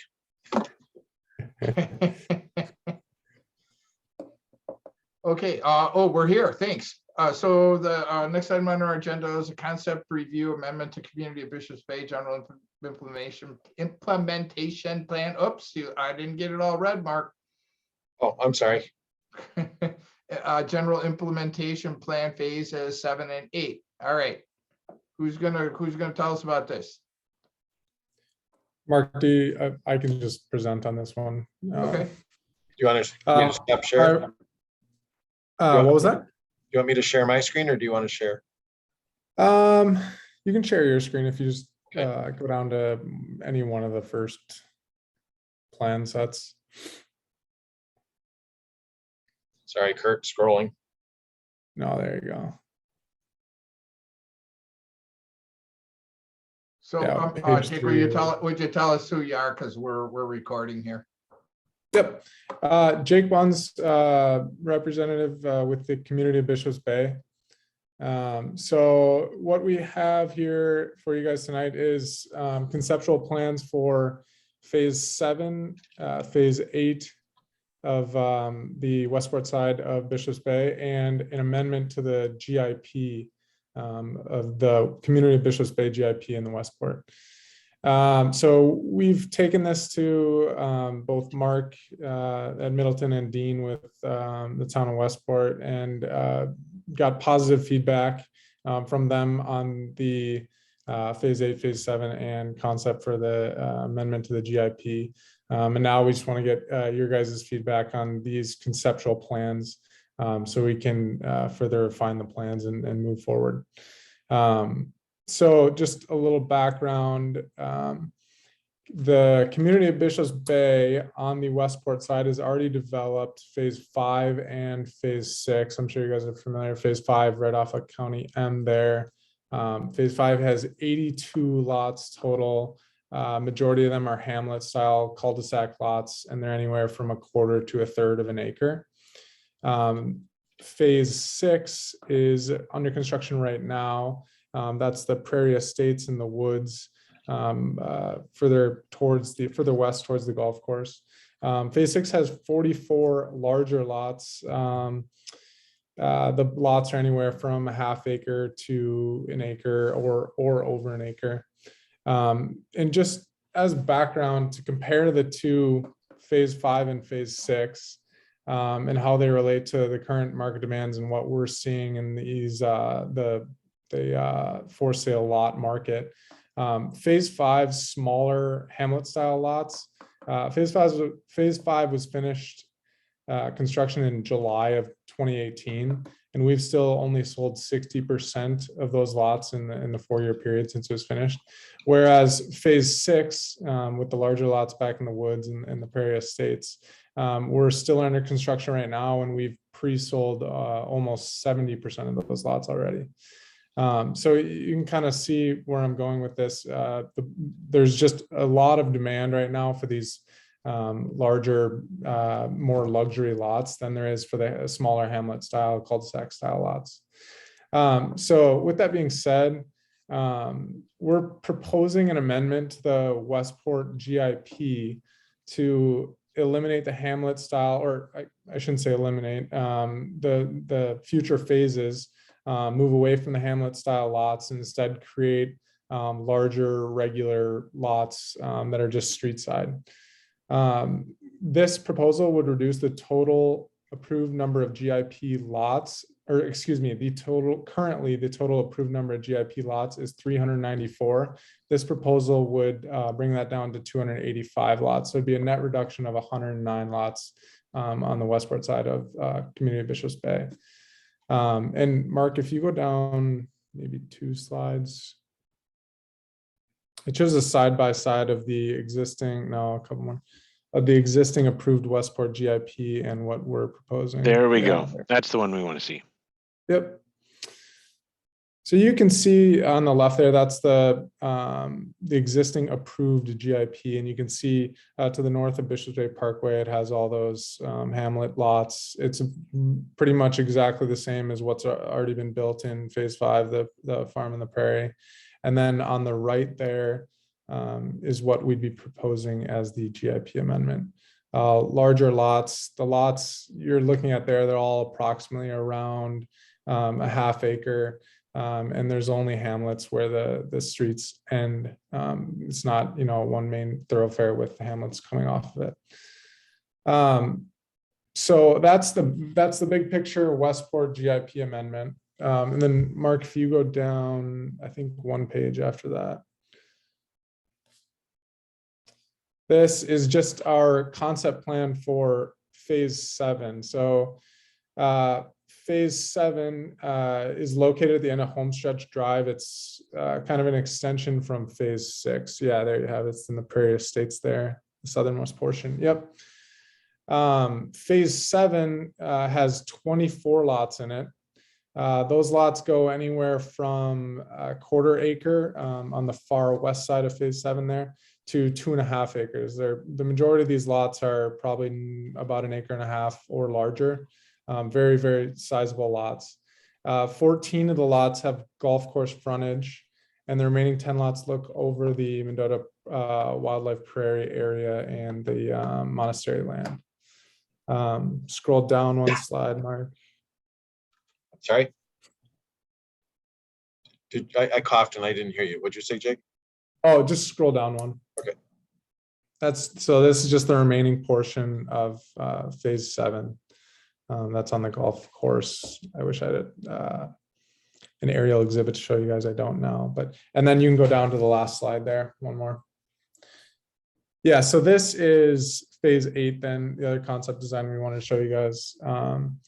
So phase 8 is right in between phases 5 and 6 on Burning Prairie Drive. It's currently undeveloped. Go up again. Yep. And it butts up against the Mendota Prairie Wildlife Area. So where's phase 8? So phase 8 is that where your mouse is right there, the darker brown portion. So the lighter shading is what's already been built, and the darker shading is what or the future phases. So phase 7 is the darker blue in the bottom left, and phase 8 is that darker brown in the middle of the screen. Yeah, where your mouse is. So phase 8, like I said, it's right in the middle of phase 5 and phase 6. Originally, there was proposed multiple hamlets in the phase 8 area, 6 lots on each hamlet. What we've done is we've eliminated the hamlets, put in private driveways, where there would be 4 lots per private driveway, and the lots would be stacked. Your lots are anywhere from, I think we were targeting right around 1/2 acre, same with future phases above, a shared driveway. And all the lots would be accessed off a shared driveway versus having each individual lot accessed off of Burning Prairie Drive. So that's kind of big picture what we're looking at here. And I guess the goal that we're looking for is we just want some feedback from you guys. It's just a concept review on the Westport GIP amendment, phase 8 plans, or phase 7 and phase 8 plans. So I'd be happy to answer any questions or listen to anything you guys have to say regarding this. Well, for me, I haven't seen these before. I haven't looked at them or compared them, and I haven't talked to any of our staff about them. And consequently, I don't take any position on them at all. I just, it's far more than I could comment on. With what's being proposed, I need like some more. I need some technical support on my side for this before I can comment on. That doesn't mean I'm against them. It sounds good if we're having less. Typically for Westport, if our lots are bigger and we have less homes, and we are favorable to that, but that's about the best I can say for tonight. Maybe Cindy, you know more? No, this is, well, I reviewed it a little bit when I got the packet from Mark, but this is the first time I've really had a chance. Is this something we're moving on tonight, or is this a consultation for a change? Just a consultation. Okay. I think from what, and I don't know if it's been to, because I've only had one plan commission meeting so far, and I wasn't on the plan commission prior to that one meeting. I don't know what has been brought to our plan commission, but I do know that all of the planning, I believe, all of the planning that was done that's being referred to here tonight went through our plan commission, as well as here. So I'm not against it. I just can't, I have no comment that I can make other than the comments I've made already. I agree with Ken. I need to take a look at it a little bit. I mean, although you are reducing lots, which is always a good thing for Westport, as Ken said, you know, I'd like to see a little more information from our town. Yeah, and the comment on that is just we're reducing density. And the idea behind that is that, you know, the market demands these larger lots, right? So we wouldn't be carrying, you know, phase 5, 82 lots and 60% of them are sold in 4 years. We're still carrying those lots that are unsold, and you know, we'd like to see construction and homes going up a little bit faster than they are in phase 5, whereas phase 6, the lots are, you know, flying off the market, and people are going to start building right away when the construction is complete on our end. So the idea is that it would just move along the neighborhood development process a little bit quicker. These lots would get snatched up. We've already seen, just threw out a few feelers out there, we've already seen a lot of interest in both phase 7 and phase 8. With buyers that are real eager to purchase these lots. So that's where we're at. And I just, like I said, we're just here to get feedback from you guys and thoughts. Jake, can I ask you a question? Yeah. You've got a number of longer cul-de-sac type you know, streets, and for instance, you've got a cul-de-sac that dead ends just short of Bishop's Bay Parkway. Why isn't that extended to Bishop's Bay Parkway? I don't know exactly, and it's something I can talk to the engineers about, but I do remember we had discussions, and I think it was based on discussions that were before my time, that just trying to limit the amount of access points off of Bishop's Bay Parkway.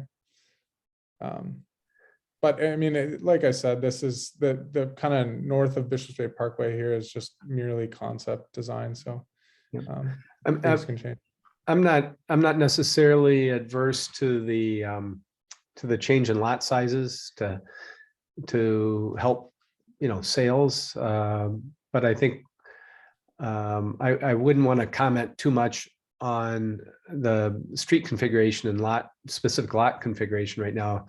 My first reaction is that, you know, we're just ending up with a lot of cul-de-sacs that I'm generally not in support of.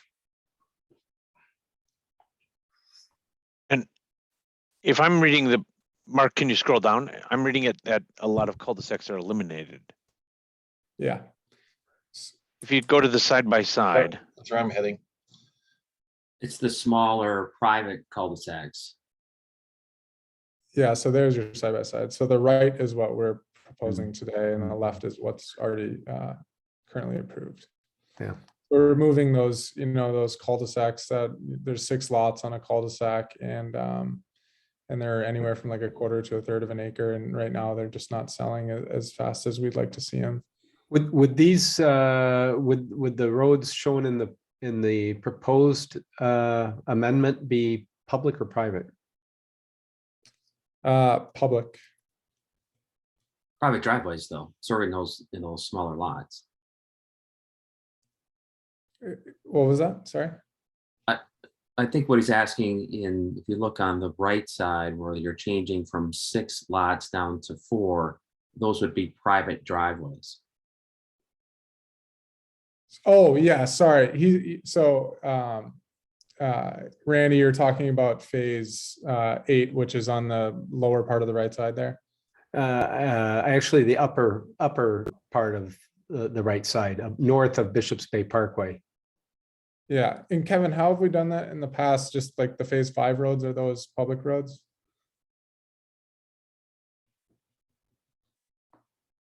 The cul-de-sacs have been private. Oh, private, okay. So I don't know how we would handle that just with these standard roads, since they're not cul-de-sacs, but I think that's something our engineers and us can address moving forward with the town. Okay. This is Mark. If I may ask a quick question, Ken. Yeah, please. With this cul-de-sac here, can you see where I'm pointing? Could this be connected to Bishop's Bay so you don't have such a long cul-de-sac? To connect it to the parkway, I mean? Yeah. Because otherwise you have somebody here driving all the way around just to, it just seems like it could be a better grid. That'd be my only feedback. Might be better for a fire and EMS too. That was my comment as well, is what I was trying to get at. Yeah, we can certainly look into that.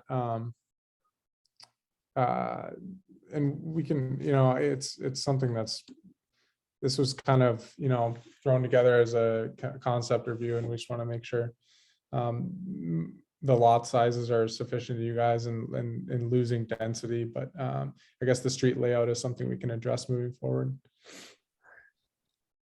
I think what you're hearing, Jake, is that it might be a little out of order in terms of getting some feedback from the town plan commission prior to coming to the joint zoning commission. Yeah, and I know And we're in for- transition, so I'm sure they got some feedback from Tom when he was here and others, but yeah, in phase 6, we did it in, the order we took things was town plan commission, and then I think city plan commission, then joint zoning committee. And we sat down, Taylor Brengel and I sat down with Dean and Mark, maybe that was 4 weeks ago, a month ago, whatever. And both of them suggested that we just come straight to the joint zoning committee. And the reason for that was, I think, Mark, you were the one to say it, but you guys are the representatives for your prospective plan commission, so that, we could avoid going to 3 meetings just to simplify the process and come straight to the joint zoning committee.